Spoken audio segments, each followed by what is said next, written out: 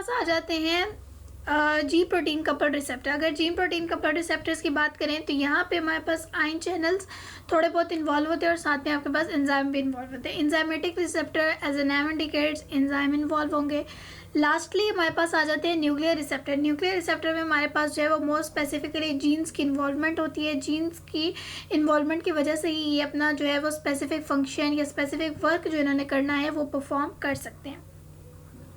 आगे आ जाते हैं कपलिंग। कपलिंग का मतलब है कि वो बाइंड किसके साथ होंगी और कैसे अपना जो है वो इफेक्ट प्रोड्यूस करेंगे। तो अगर हम लिगैंड गेटेड आयन चैनल्स या आइनोट्रोपिक रिसेप्टर्स की बात करें तो ये हमारे पास डायरेक्टली जो है वो बाइंड होते हैं रिसेप्टर्स के साथ। जो भी ड्रग आती है वो डायरेक्टली बाइंड करती है और डायरेक्टली अपना एक्शन जो है वो बहुत आसानी के साथ परफॉर्म कर लेती है by means of ions. Next आ जाते हैं हमारे पास जी प्रोटीन कपल्ड रिसेप्टर। अगर हम जी प्रोटीन कपल्ड रिसेप्टर्स की बात करें तो इसमें हमारे पास जो है वो guanine protein as I have discuss earlier nucleotide है, ठीक है, जो इन्वॉल्व होता है उसके साथ जो है वो ये बाइंड करती है और जाके जो है वो अपना फर्दर एक्शन जो है जो इन्होंने परफॉर्म करना है प्रोटीन फास्फोराइलेशन और बाकी सारे प्रोसीजर आगे हम उनकी डिटेल देखते हैं वो सारे परफॉर्म करती है। इंजाइम्स का आपको पता ही है कि इंजाइम क्या करते हैं, सबस्ट्रेट के साथ जो है वो सबस्ट्रेट आके जो है वो इंजाइम के साथ बाइंड करता है। इंजाइम सबस्ट्रेट कॉम्प्लेक्स बन जाता है और उसके बाद जो है वो प्रोडक्ट में कन्वर्ट करवा देते हैं और वो फिर अपना एक्शन जहाँ पे भी जाके उसने अपना एक्शन परफॉर्म करना है वो परफॉर्म कर देते हैं बहुत ईजीली। लास्टली हमारे पास आ जाते हैं न्यूक्लियर। न्यूक्लियर में डीएनए की इन्वॉल्वमेंट है, यानी जितने भी न्यूक्लिक मटेरियल, न्यूक्लिक एसिड है, न्यूक्लिक मटेरियल हैं जिनके अंदर आपके पास जीन प्रेजेंट है वो सारी चीज़ें इसके अंदर इन्वॉल्व होगी। डीएनए हो गए, आरएनए हो गए, ठीक है, ये साइक्रोमेटिन हो गए, ये सारी चीज़ें इसके अंदर इन्वॉल्व होती हैं ताकि पेरेंट्स टू ऑफस्प्रिंग जो है वो जीन के अकॉर्डिंगली प्रॉपरली जो है वो रिसेप्टर के साथ ये बाइंड करे। अगर हम आइनोट्रोपिक के एग्जाम्पल की बात करें तो हमारे पास ये आपने कुछ एग्जाम्पल्स हैं तो ये थोड़ी रिमेंबर करने की चीज़ें हैं, ठीक है, तो इनको याद रखिएगा।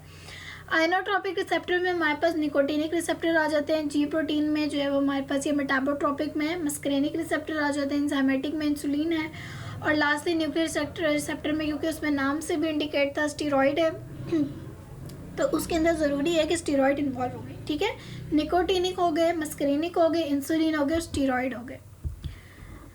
अच्छा, यहाँ पर थोड़ी सी हम इनकी डिटेल देख लेते हैं। सबसे पहले आप देखें अगर लिगैंड गेटेड आयन चैनल्स की तरफ, ठीक है, कोलिनर्जिक और निकोटिनिक रिसेप्टर इसमें आ रहे हैं।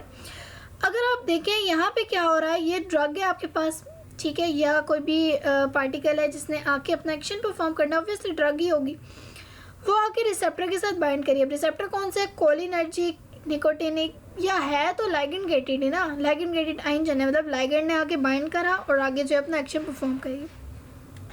इस जगह से क्या होती है कि मूवमेंट हो रही होती है आयंस की, ठीक है। इसमें जो है वो आपके पास सिंगल कोई भी ड्रग मॉलिक्यूल आके बाइंड करता है और अपना एक्शन जो है वो परफॉर्म करता है।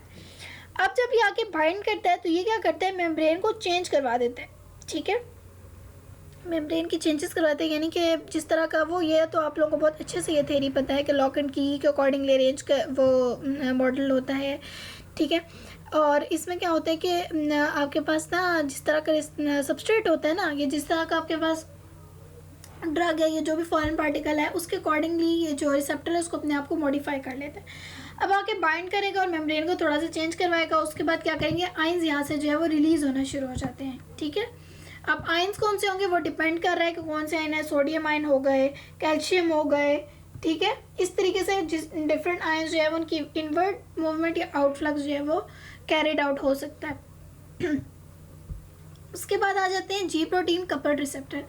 जी प्रोटीन कपल्ड रिसेप्टर में हमारे पास जो है वो अल्फा एंड बीटा एड्रीनोसेप्टर्स आ जाते हैं, ठीक है। जैसे कि यहाँ पे आपको नज़र आ रहा है कि आपके पास क्या हुई कि ड्रग ने आके बाइंड करा, ठीक है।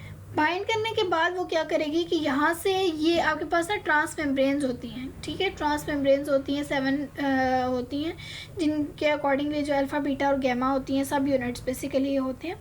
यहाँ से जो है वो गुजर के तो फिर वो अपना जो है एक्शन परफॉर्म करती है। आगे जाके प्रोटीन की फास्फोराइलेशन होती है, यानी फॉस्फेट का मॉलिक्यूल जो है वो ऐड होता है और फर्दर ये अपनी जो है वो प्रोसेसिंग करते हैं।